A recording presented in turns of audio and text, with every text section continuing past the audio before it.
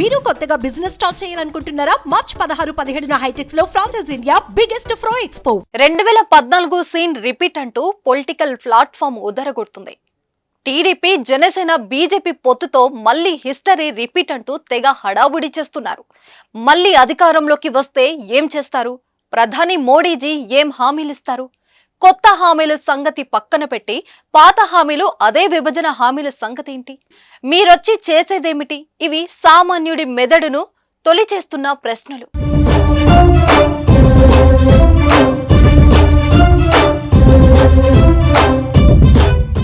ఆంధ్రప్రదేశ్ రాష్ట్రంలో ఎన్నికలకు సమయం దగ్గర పడుతున్నా కొత్త పరిణామాలు చోటు చేసుకుంటున్నాయి. ఇప్పటికే ప్రధాన పార్టీలన్నీ ఎన్నికల ప్రచారాన్ని హోరెత్తిస్తున్నాయి. ఒకవైపు వైసీపీ అధినేత సీఎం జగన్ సిద్ధం సభలతో ప్రజాక్షేత్రంలోకి వెళుతూ ప్రజల మద్దతును కూడగట్టే ప్రయత్నం చేస్తున్నారు.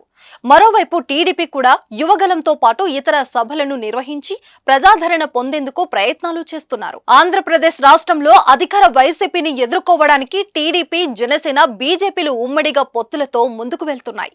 ఆయా పార్టీల మధ్య సీట్ల సర్దుబాటు కూడా జరిగిపోయింది.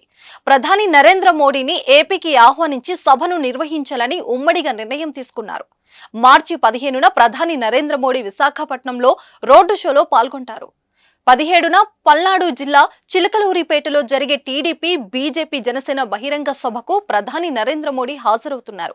ఇటీవల ఢిల్లీ వెళ్లి బీజేపీ కేంద్ర నాయకులతో సమావేశమైన సమయంలో కూటమి బహిరంగ సభలో ప్రధాని నరేంద్ర మోడీ హాజరై ఏర్పాటు చేయాలని బీజేపీ నాయకులను చంద్రబాబు, పవన్ కళ్యాణ్లు కోరారు.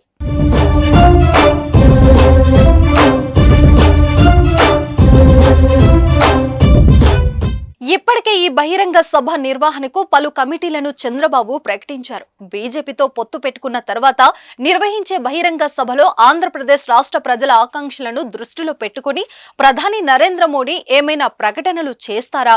విభజన హామీలను నెరవేర్చేలా మాట్లాడుతారా? గతంలో 2014 ఎన్నికల ప్రచారంలో ప్రధాని నరేంద్ర మోడీ, టీడీపీ అధినేత చంద్రబాబు, జనసేన అధినేత పవన్ కళ్యాణ్ తిరుపతి వేదికగా సభలో ప్రసంగించారు. హైదరాబాద్ ను తలదన్నేలా రాజధాని నిర్మించాలని చెప్పారు మోడీ. అందుకు పూర్తిగా సహకరిస్తానని కూడా చెప్పారు. ఆ మాటలు ఎంతవరకు నెరవేరాయో అందరికీ తెలిసిందే. మళ్ళీ ఇప్పుడు చాలా కాలం తర్వాత ముగ్గురు ఒకే వేదికపైకి వస్తున్నారు. సీఎంగా చంద్రబాబు ఉన్నా, జగన్ ఉన్నా, కేంద్రాన్ని అంటే మోడీ ముందు గట్టిగా కాకపోయినా ఒత్తిడి చేసి విభజన హామీలు అడిగే సాహసం చేశారా అనేది ఏపీ ప్రజల గుండెల్లో రగులుతున్న ఆవేదన. అందుకేగా విభజన జరిగినప్పటి నుంచి అటు కాంగ్రెస్, ఇటు బీజేపీ స్వయంగా ఎన్నికలకు ఒంటరిగా రాలేకపోతున్నాయి.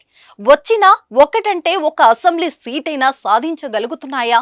టీడీపీ, జనసేన వంటి పార్టీలతో పొత్తు పెట్టుకుంటూనే కాషాయ పార్టీ కాస్తో కూస్తో సీట్లు, ఓట్లు రాబట్టుకోగలుగుతున్నాయి.